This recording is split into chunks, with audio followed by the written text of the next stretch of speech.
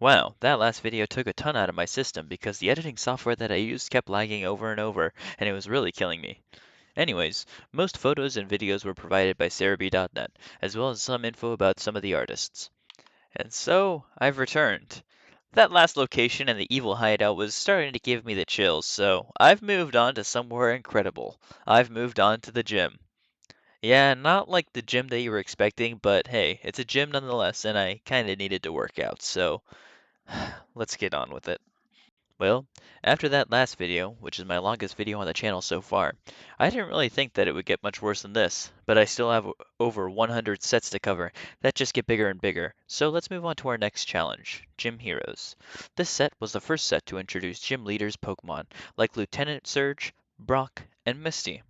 This set has 6 different artists, and this set is the biggest one so far, featuring 132 cards compared to base set's only 102. This set is really something special, but it's also the most confusing set so far. I like it. Don't get me wrong, but it feels just kind of strange. There's just something about it. And going from Team Rocket to Gym Heroes feels like some sort of a weird transition, but it's definitely not a bad set at all. This set has all completely unique cards. There are no non-holo variants of cards or anything like that. Even cards with the same name have different artwork, such as the two Misty cards. This set also has multiple versions of the same Pokemon, such as Brock's Onix, having two different artists illustrate the different Onix cards. Let's move on to the artists, and first we'll start off with Shinichi Yoshida, who only illustrated one card in the set, being the Rocket Snorlax. I really do like this rendition of Snorlax though, and it's interesting to see more of the kind of quote-unquote Rockets Pokemon. I really love the vibe of this card, as it's sleeping in a room of a house with a bunch of random things sitting around. I can see some soda bottles, some empty cups, and some other eaten food items, most likely from Snorlax itself. Nice to see Yoshida making another card. And like I said with the Raticate and the Persian from Team Rocket, the background is simple, but it really does get the job done. Next, let's move on to Sumiyoshi Kizuki, who only worked on two cards for the set, being the Recall and the Tickling Machine. The Tickling Machine looks a lot like some of the other borderless cards that Kizuki worked on in Team Rocket, but the Recall looks like a totally different art style, but it still has the weird absurdist vibe that the other Kizuki cards have. It's still nice to see Kizuki working on cards for the TCG, and I really love the style of weird Pokemon cards that don't look like a lot of other things that we have. Next, let's talk about a new artist, Benimaru Ito, who only illustrated one card for the set, being the Brock's Onyx non-holo rare. This card is a 3D graphics card, and that category is usually ruled by one Keiji Kinabuchi.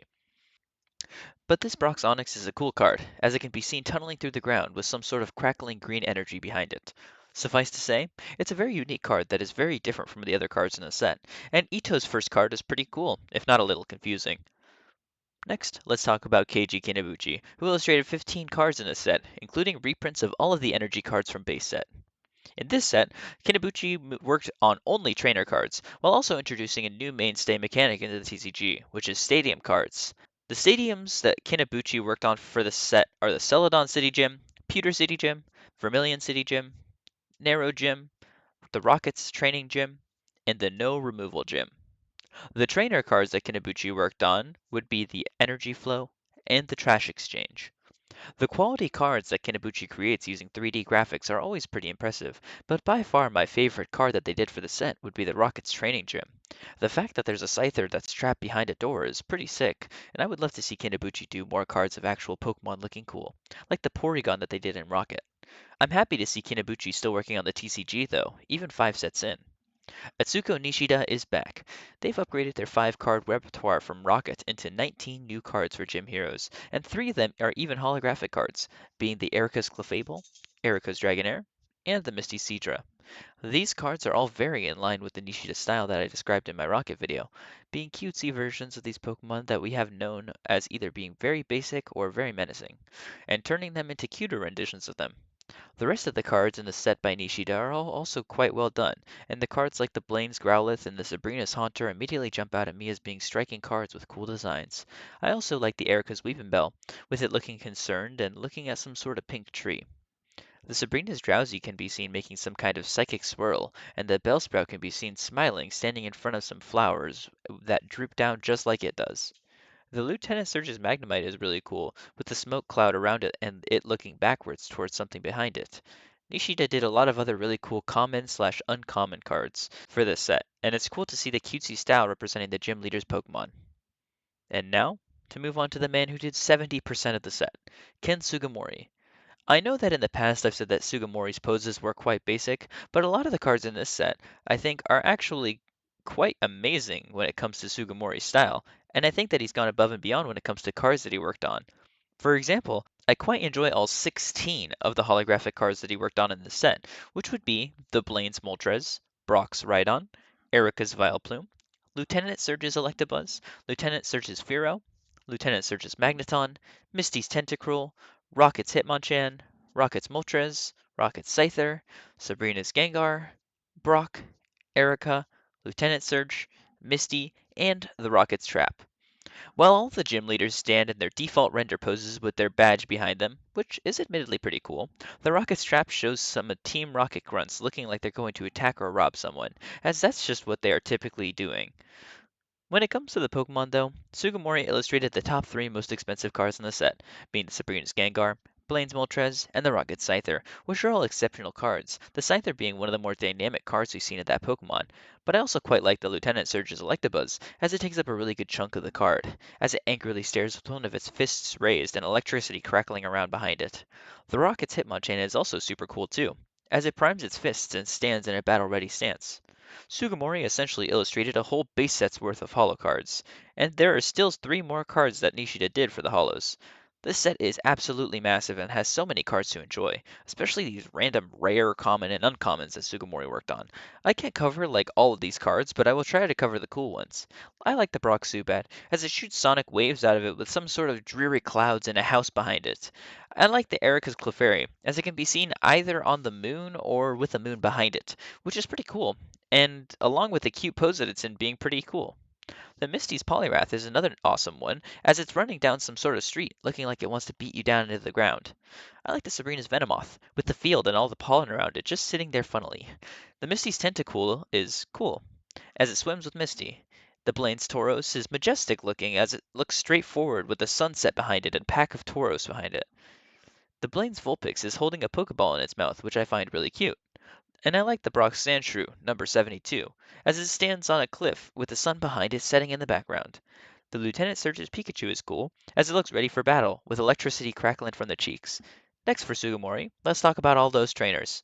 The Blaine's Quiz, number 1, Brock, Charity, Erica, Lieutenant Surge, Misty, Blaine's Last Resort, Brock's Training Method, Erica's Mates, Erica's Perfume, Good Manners, Lieutenant Surge's Treaty, Minion of Team Rocket, Misty's Wrath, Sabrina's ESP, Blaine's Gamble, Secret Mission, Misty's Duel, and the Sabrina's Glare. Wow, that is a lot of trainer cards to cover for one set, so let me just say my favorites. I like the Misty's Wrath. It stands out the most to me, and you don't usually assume that Misty is a fearsome character, especially with something like Psyduck. But the card is cool, as Misty looks down and the fiery red background stands out behind the little white outline around Misty's body. I like the Brock's training method as well, as he tries to teach Onyx some sort of trick or he's just trying to feed it. I like those cards where the trainer can be seen with some sort of Pokemon on it, or training, or hanging out, or anything like that. I also like the Blaine's Last Resort, as the colors are really quite striking, with Blaine posing in desperation. I really like it, and it stands out to me amongst all these other cards. And I also like the Sabrina's ESP, with Sabrina hovering a bunch of Pokédolls and a Pokeball with some kind of warehouse in the background, with light spilling in. Overall, Sugimori had almost single-handedly created this set that we call Gym Heroes, with help from other very talented artists, and they came together to create an enormous, giant set with some really special cards in it that stand the test of time. And I think people overall still really like the idea of Gym Leader's Pokemon being featured, and so do I. So I'm happy to see that the early Pokemon Company decided to go with ideas like this so early. Also, checking the dates that the set's been released. Apparently, I didn't check this before, but Team Rocket came out a day before my birthday, which is pretty cool. But this one came out August 14th, 2000. I really like this set a lot, as the cards in it are just cool for being vintage alone, but combined with the idea of the gym leader and Team Rocket's trusty Pokemon, it opens up the door for the Pokemon to have more personality than ever before.